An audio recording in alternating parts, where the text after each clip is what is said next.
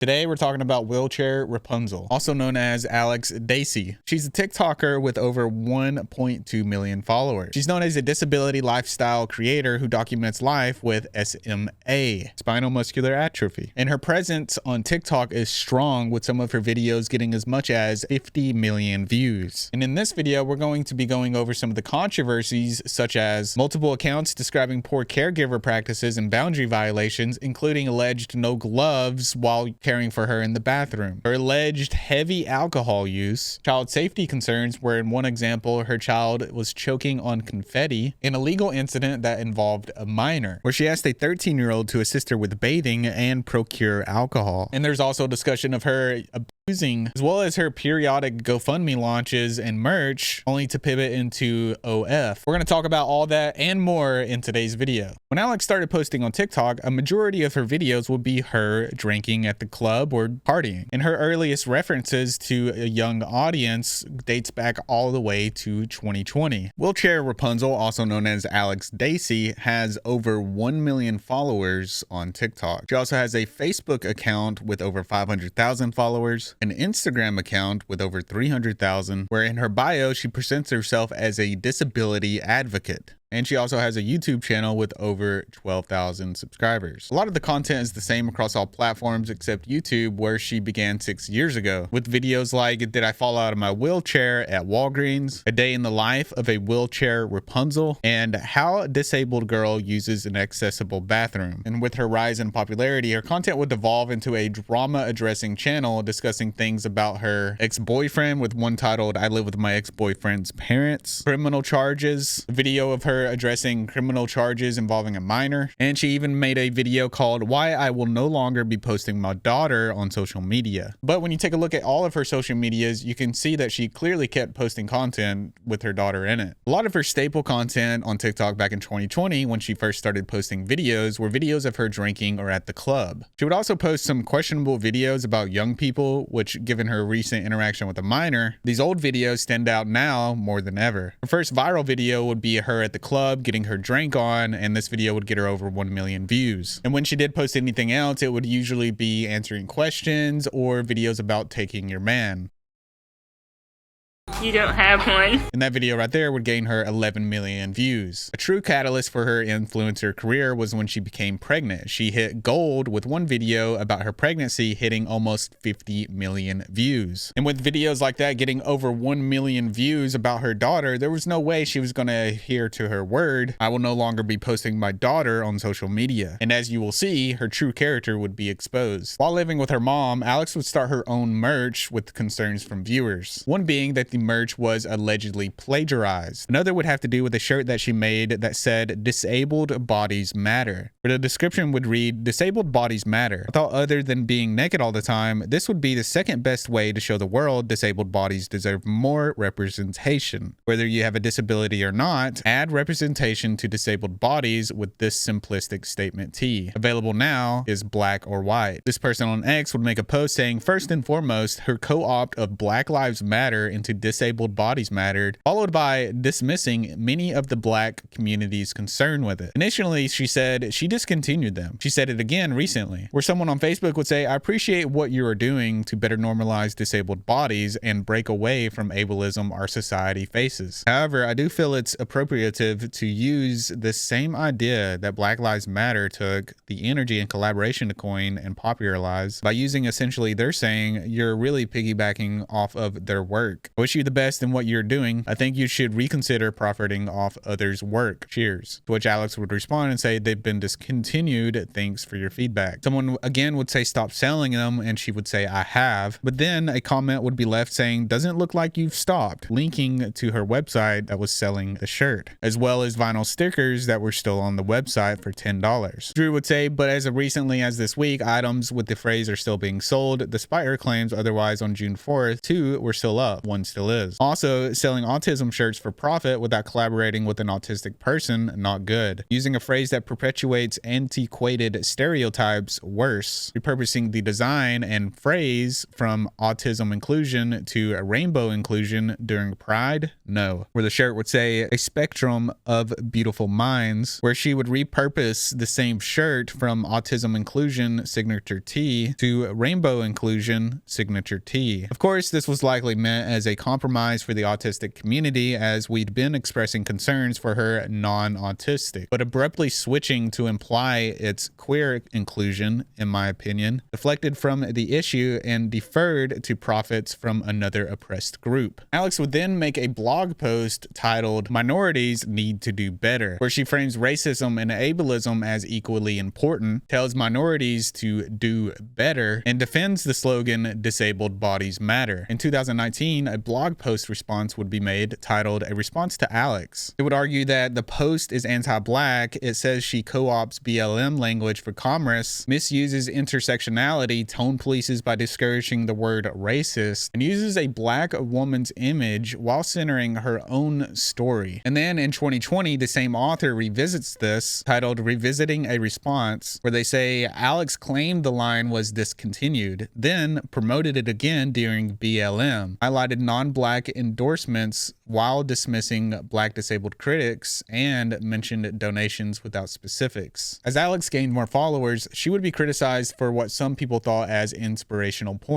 which is the objectification of disabled people as inspirations to non-disabled people on the basis of their life circumstances. It is perceived as objectifying disabled people for the benefit or gratification of the non-disabled. The term was coined in 2012 by disability activist Stella Young, where she stated that "I use the term porn deliberately because of the objectification of one group of people for the benefit of another group of people." She rejected the idea that disabled people's otherwise ordinary activities should be considered extraordinary solely because of disability. Stella Young unfortunately passed away in 2014, but I highly suggest you go check out this video of a TED Talk that she did if you would like to understand more of what's being said here. But don't leave yet. You gotta watch the rest of this video, so watch it after. Alex would put the word disabled in front of everything in order to allegedly evoke sympathy, where she would say "single disabled mom teaching my daughter how to get up in my lap, go to the park with me as a single disabled mom, prepare my 17-month-old's lunch with me as a single disabled mom, let's go buy Lululemon for the first time, single disabled mom edition, come have a grill out with me, a single disabled mom of a 17-year-old, how I interact with my daughter as a disabled mom." And I think you get the point. There's a lot of them. Some viewers felt as if Alex contradicted herself by making posts like this about inspirational porn, saying how to avoid perpetuating inspiration porn.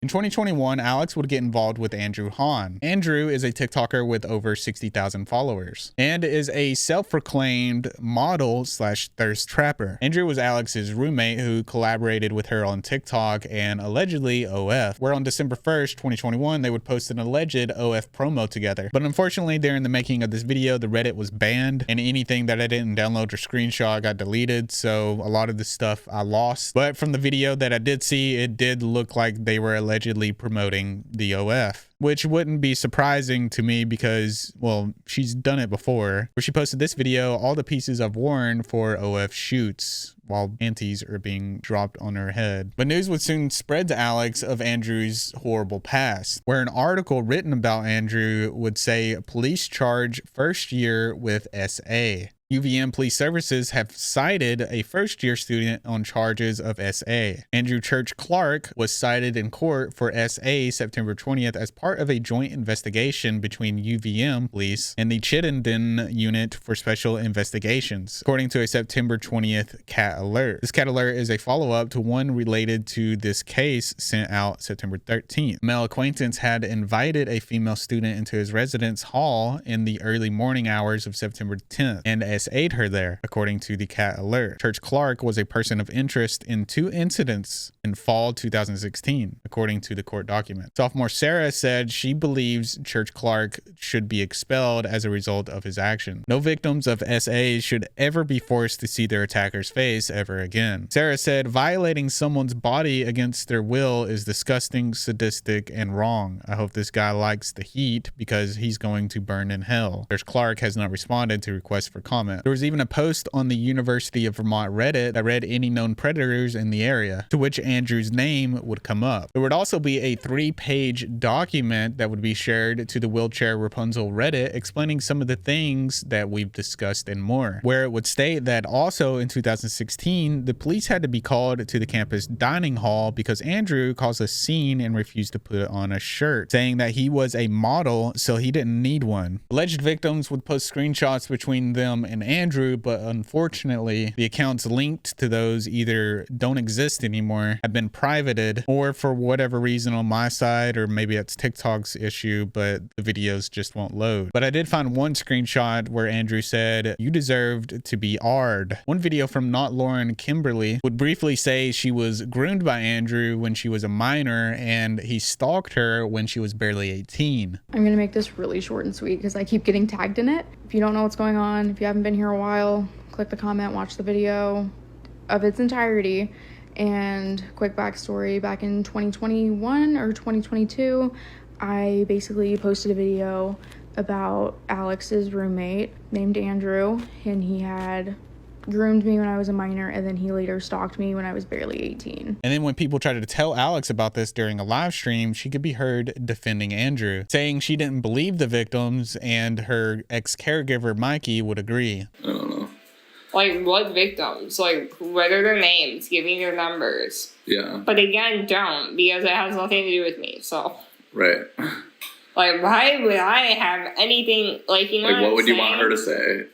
Yeah. What should we do about it? Someone said vegetable and a fruit. Vegetable and a fruit. And anytime this was brought up, Alex and her friend Mikey would derail the conversation by claiming that people are being mean to them because she has a disability and because Mikey is gay. Alex would later address her side of the story in a video, What Actually Happened with Andrew and Mikey, where she would say that she met Andrew on a dating app and that Andrew worked for a group of people that would scout for women to do OF and take a percentage of it. Alex says she wasn't interested, but kept him as a friend. Eventually, Andrew had a falling out with his content house and got kicked out. Alex felt bad for him, so she moved him in. Alex then would go on to say that she took Andrew under her wing and got screwed over and claimed that she was in a bad headspace and drank a lot, which she allegedly kept doing the whole time. And then throughout the video, Alex would apologize for the things that she said about the alleged victims while also discussing how she was losing brand deals over it. So I guess she was sorry that she was losing brand deals now. I was working with, and I had like an ongoing like 3-month contract with them. So like I would sign a 3-month contract. After those 3 months, I would sign for another 3 months.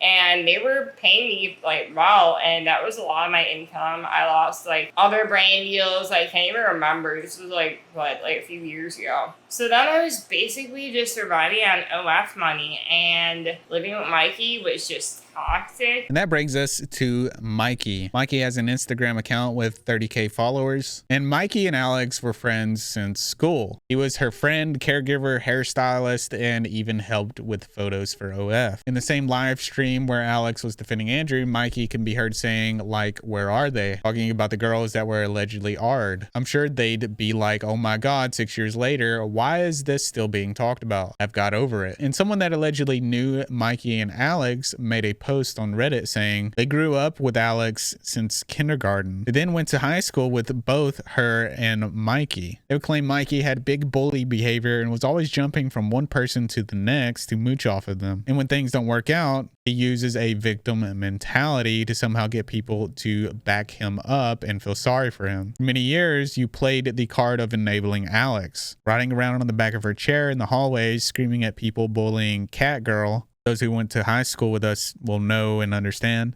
And truly just being her little sidekick in bad behavior. Countless nights of alcohol and inappropriate substances. Even after you watched Alex's mom and her parents' friends struggle from alcohol abuse. Continued to use drugs and enable her party girl mentality, all while she was weighing a whopping 60 pounds. You were, and still frankly are, part of the problem, and you need to be held accountable too for your dark actions. Back to the video where she's addressing the drama with Mikey. Alex and Mikey would eventually have a falling out where Alex would leave Mikey in Chicago after the trip to Cali for the SMA convention. They had been fighting the whole trip and she had had enough. She canceled his plane ticket and left him in Chicago. They were all living in Florida at the time. time. And upon arriving home, Alex and Alex's boyfriend Noah would allegedly destroy all of Mikey's things, where Noah could be heard allegedly saying homophobic slurs and some other horrible things. And again, that video that she posted was 2 years later after the incident with Mikey, where she would address how she felt he was toxic and always high. On duty caregiving, like, he would be like wasted, high, on like anything, really, anything he could get his hands on. He, like, towards the end of us living together, he would like do ketamine a lot. It was bad. It was just really toxic. And I'd be like, Mikey, you could do better, like. And he was creating content, and he said a lot of accusations about me, like I would work him to death, and he was like, get another caregiver.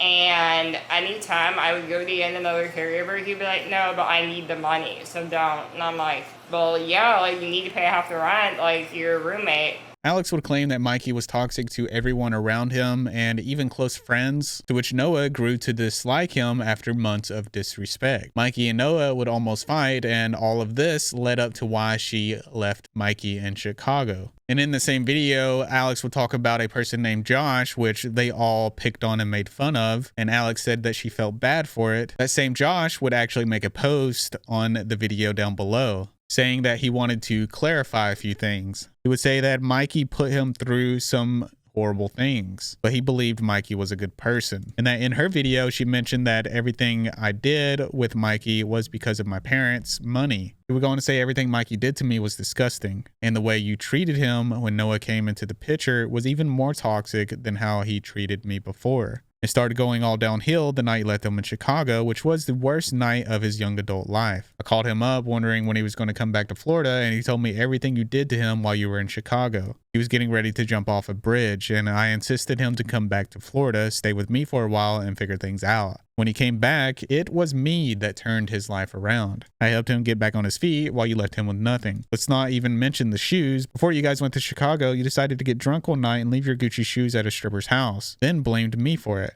This went on for months, and I started to believe I took the shoes, which was manipulative of you to make me think I could do something so terrible to a disabled person. All I wanted was to convince you and Mikey that I wouldn't do something like that, but you kept pushing him to believe I did. When you found out them, I have to admit, you did apologize, but your apology was as fake as your personality. Mikey was a good person, and you left him in Chicago. Going back to Andrew, around the time that he was moving out, Alex was getting ready to move in her new boyfriend, Noah. In the Dad Challenge podcast, Noah would be interviewed. Honestly, it's kind of crazy because like her photo, it was like cropped so where you couldn't see. And I have nothing against disabled people, but like it had been something I hadn't been with in the past, and something I didn't know if I was necessarily comfortable being with.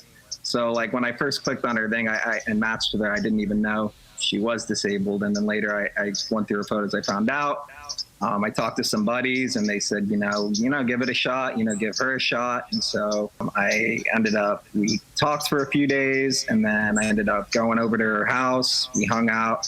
The first red flag, though, was I was in recovery and she was drinking alcohol right in front of me. And that's probably about the time that Noah should have walked away, but he didn't. He decided to stay. So on May 10th, 2022, Alex would reveal her boyfriend on Instagram. And with Mikey out of the picture, Noah became her full-time caregiver. On May 15th, 2022, Alex would post a picture with Noah celebrating his 60 days of sobriety. And even while Alex was on this journey of sobriety, Alex would still continue to drink around him. From my understanding of addiction, she is an alcoholic.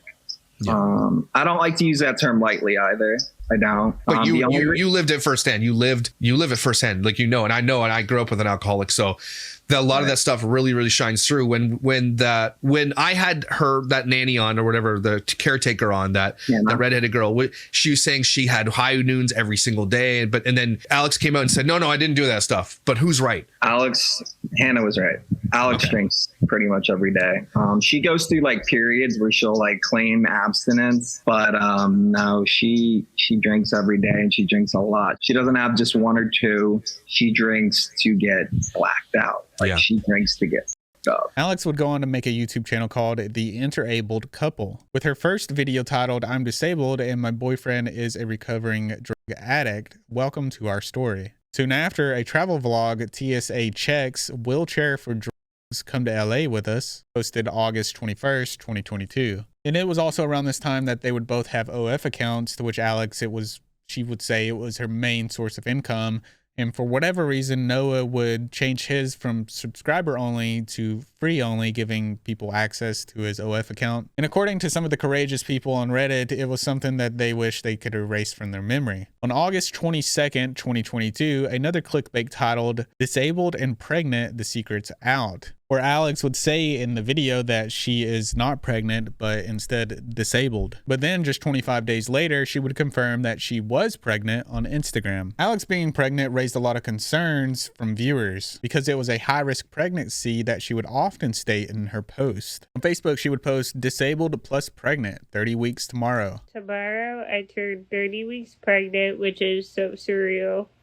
I just want to thank you guys who have been following this journey of my high-risk disabled pregnancy since day one and have been supportive and just being there for all my doctor's appointments and all the updates and all the ups and downs of this pregnancy.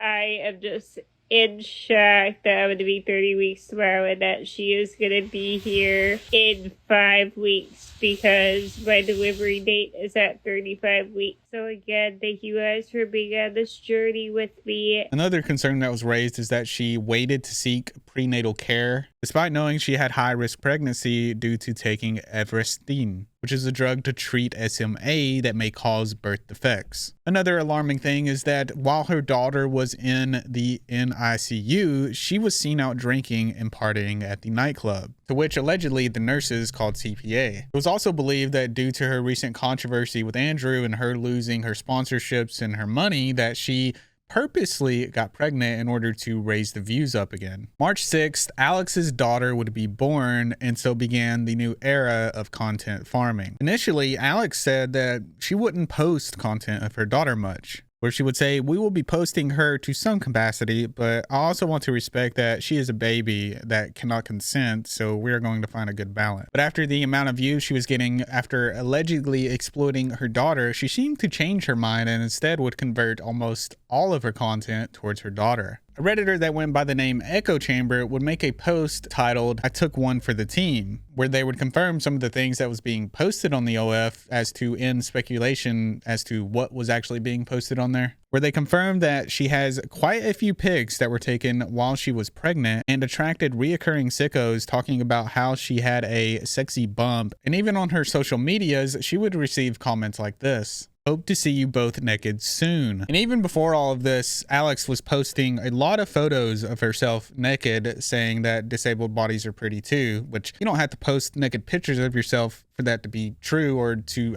try to make it true. It's already true. Everybody's beautiful. But it would seem like this would just be another window into her marketing scheme in order to get people to go to her OF. And while she was pregnant, this didn't end either. She would post a nearly naked photo of her, 26 weeks pregnant, and then fully naked with the baby in her arms, and then another one fully naked with the baby in her arms. And I think you get the point. Alex would show people how she rocks her baby with the wheelchair. And if you could see the baby's face right now, you would see that the baby looks actually terrified, but Alex would make it seem like she was enjoying it. Commenters would say things like she's straight up not having a good time. She's not enjoying that. She's doing the startle reflex. She thinks she's going to be dropped. Sister, she is scared. Yeah, she is deaf scared, and so on. Further confirming people's beliefs that she wasn't a fit mother and she was just doing all of this in order to get views. Around August 8th, 2023, Alex would be featured on Truly. The video would be titled "Trolls Say I Can't Be a Mom Because I'm Disabled," which was not people's concern at all. People's concern was that she cared more about herself than she did anybody else, and that she would just use this child to get views and money. Alex would also announce this episode on her Instagram, talking about how she had so much fun filming and sharing our story and all the stigma we face as interabled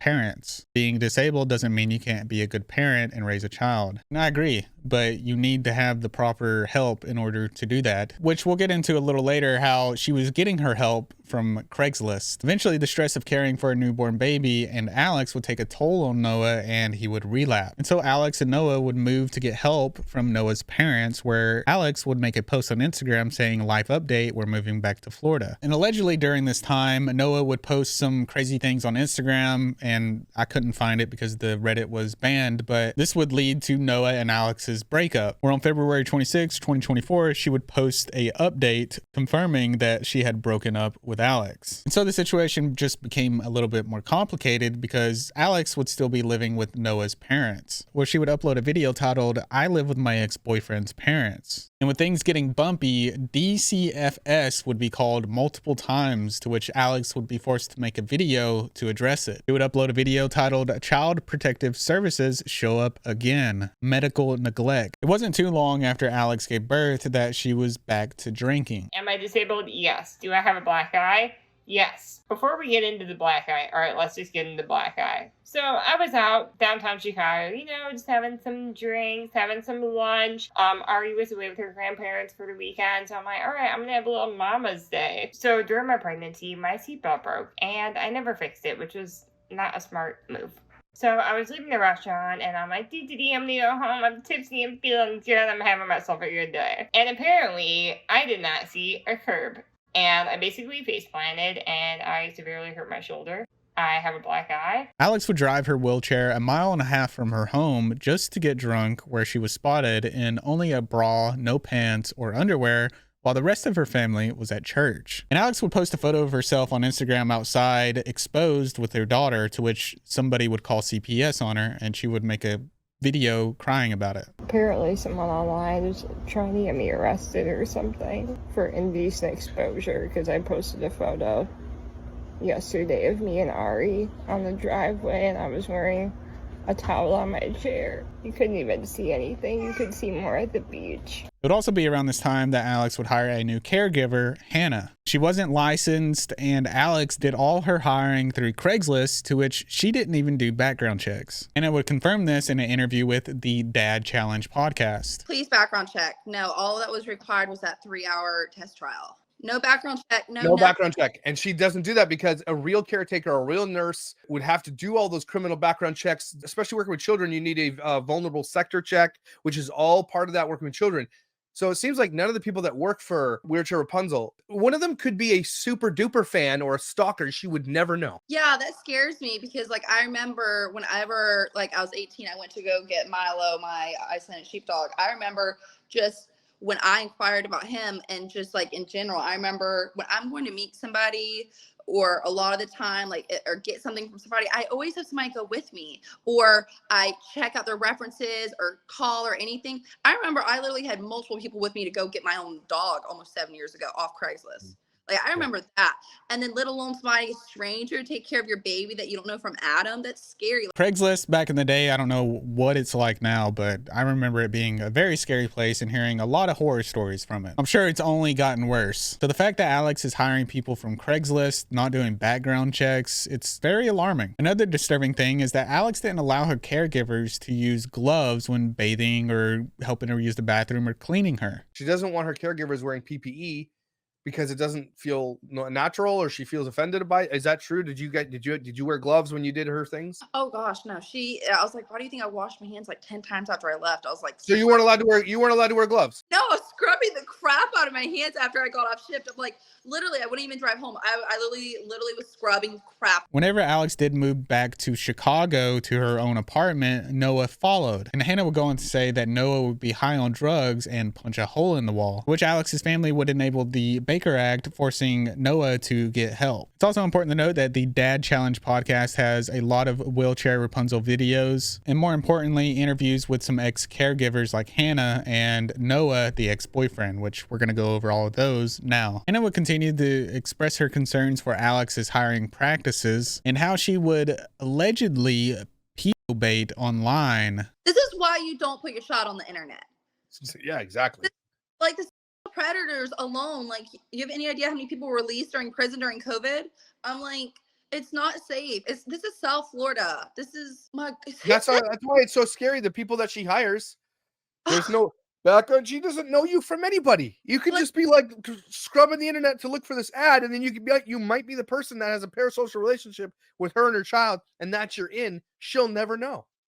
Oh my gosh, I can't believe somebody said that. Like, see, people are looking at Ari like, why doesn't she care enough about her daughter's safety to take her offline? Hannah would go on to say that Alex also never locks her door. And another alarming thing that occurred is that Hannah said that Alex damaged her relationships with her friends and family, where Alex allegedly went through Hannah's phone. I'm not going to let a narcissist dictate my life. So these last couple days, with my friends and family, I just said to them, I was just open and honest about it. And I just said, if you guys don't want to be a part of my life, then that's your choice.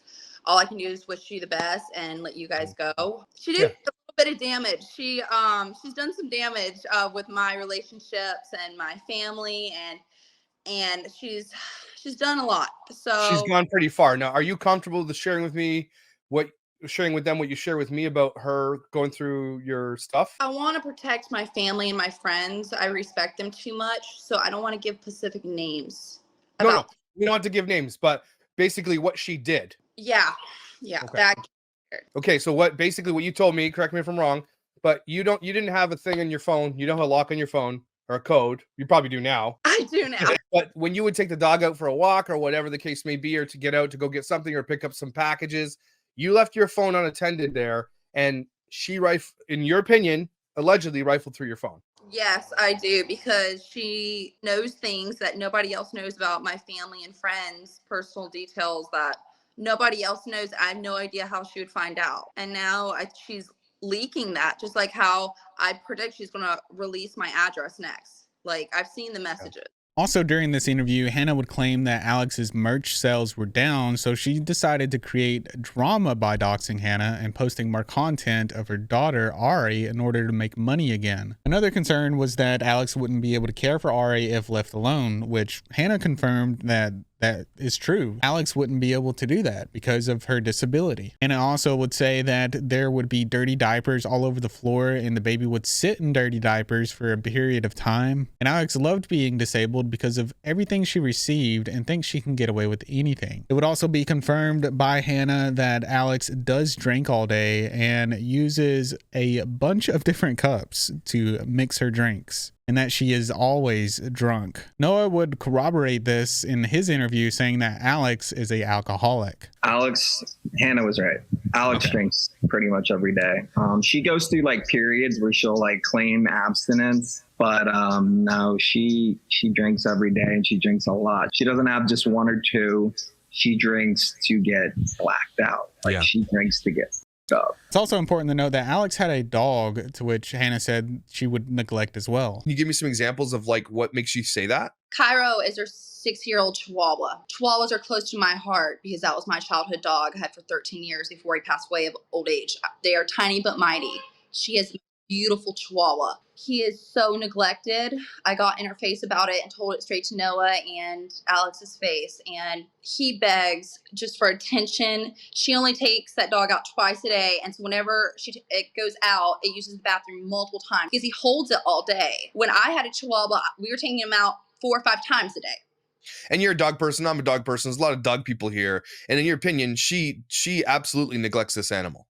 Yes, and that kills me because I have 2 of the most beautiful dogs ever now, and they're my entire life. They're my best friends. So in my heart, whenever she would yell at me for trying to help Cairo and take him out, she would text it to me. I have the receipts.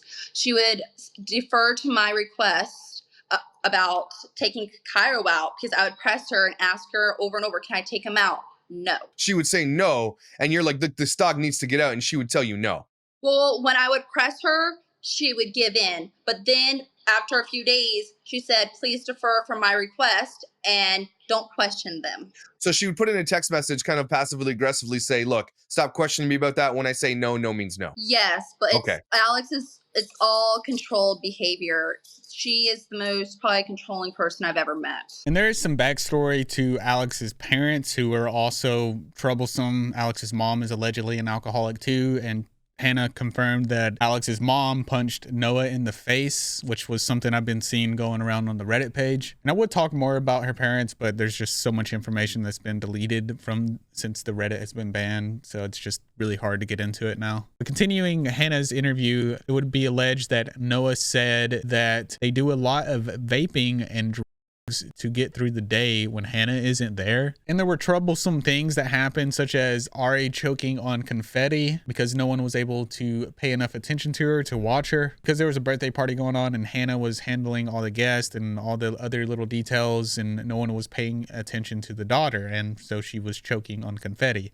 Luckily, she's okay, but that was a big issue, as well as a knife that was just laying on the floor one day that they randomly came across, and Alex didn't know how it got there, which was a big issue because her baby would crawl around on the floor all the time. And I would also confirm that Alex slept with many men and never wore pants. Upon Hannah's first interview with the Dad Challenge podcast, Alex would make a now deleted response video where she allegedly paid her caregiver to lie for her, which would be covered here. At one point, Noah and Alex would get into a fight, to which Noah would allegedly touch Alex on the shoulder with 3 fingers. Alex would flee from the house and call the cops and decide to file DV charges, to which she was kicked from the Smith's house for doing so. And I'm assuming that's when she moved back to Chicago. This is when she would start a GoFundMe getting over 11K, and then she moved back with her parents. But during Noah's interview, he would say that Alex was lying about any abuse he did to her. And at one point, Noah got a new girlfriend, to which he would say that Alex tried to sabotage his relationship with her, which lays in line with what Hannah's been saying about her sabotaging relationships with her friends and family. And that Alex was the one that hit him often with her wheelchair, which wouldn't be a surprise considering she's been seen hitting people in multiple videos, such as the last one and this one where she's trying to go to the club. She just hits this guy. This guy's like, "What are you doing?" He would have easily moved if she would have asked. And Noah in the interview would even say that Alex is a unfit mother. You're right. She cannot physically parent. Now, she cannot wipe a baby's bottom. She cannot change a baby's diaper. She can maybe barely feed a baby. She can't make the baby food. And I don't think that her being alone with a kid, even up to ages 6 or 8 alone, is appropriate. I don't personally. Noah would also say that she was illegally posting OF content of Noah after they had broken up, but she would just keep posting it even though he didn't want it on there. And that she was also allegedly committing social security fraud. Not many people know this, but she's getting money from the state of Illinois and she doesn't live there. Ooh, uh-oh. That's known fraud. as social security fraud. Yeah. And that brings us to the more recent updates that have occurred with Alex. That being, while she was in an elevator, asked a 13-year-old to come back to her apartment to help her take a bath. The police report would read, "I met RP, the child's mother, who advised of a very unusual incident that occurred on 4/13/2025 involving her son. Blank advised that her ex-husband, blank father, dropped him off around 7:30 p.m. She received a text that he was downstairs and awaited his arrival. She grew concerned when she noticed he had not come to the apartment. She looked at his location and saw it was still in the building. Blank sent a few texts before she went down and looked for her son, finally received a text from her son and stating he was helping a disabled person enter their apartment, later identified as Alex. She was relieved he was okay. When she asked when he was coming home, she did not respond and began to call, but got a message saying he was still at apartment 308 helping. Blank became frustrated and went downstairs to see what was going on, and when she knocked on the door, Blank opened it and they went home. It wasn't until later Blank told his mother what he had to do, which upset her and notified the authorities. Blank told her that Alex asked if he could help her take a bath, which he obliged and helped her undress and enter the tub. Then he waited until she was done and helped her out of the tub. He then had to make her bed and help clothe her. When Blank heard this, she became upset and she mentioned what type of person would ask a minor to help them take a bath. I then spoke with the son. It should be noted that he was alone and his mother was not within earshot of the conversation. Blank explained that he got home around 7:30 p.m., made his way out to the elevator. While there, Alex also entered the elevator. She began making small talk, asking what the Florida public school system was like and how old he was. He replied and said, then asked if he was able to assist her getting into her apartment. He agreed and helped. While inside, he asked if that was all, and Alex asked if he could assist her in taking a bath. He found the request to be rather unusual, but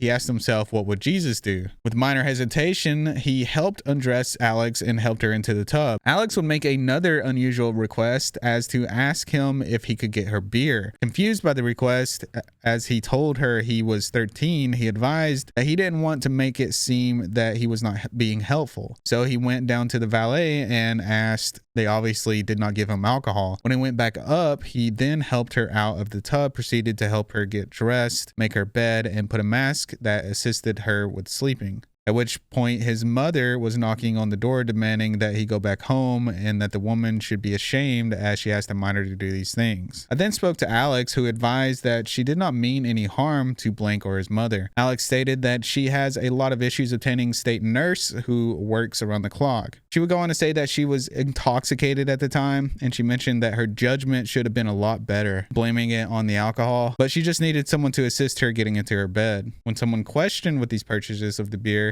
Alex stated that she asked if Blank could use the Uber app to order beer, to which beer was delivered, but it was ginger beer. Now, obviously, being under the influence is no excuse, and she could have asked an adult. There was plenty of adults there, I'm sure. And you might be asking yourself, what occurred from all this? Did she get in trouble? Well, it turns out that she only got probation for something that should have been a much bigger punishment. On September 15th, 2025, Alex would make a response to this titled, Wheelchair Rapunzel's Criminal Charges, What Really Happened? In the video, Alex would say that she received a phone call when she moved back to Illinois and told her there was a warrant. She asked what for, and they told her lewd and lascivious, and that it was a felony. She says she panicked. She then would continue to say that she flew to Florida to surrender, but the jail couldn't accommodate her disability. She was fingerprinted in the courtroom instead of being booked the normal way. According to her, she said that her mental health was bad and she was drinking a lot and her caregiver coverage was thin. She met the boy in the elevator, asked for help to get basic needs met, and didn't know his exact age, but thought he was a teen. She claims her intent was caregiving only.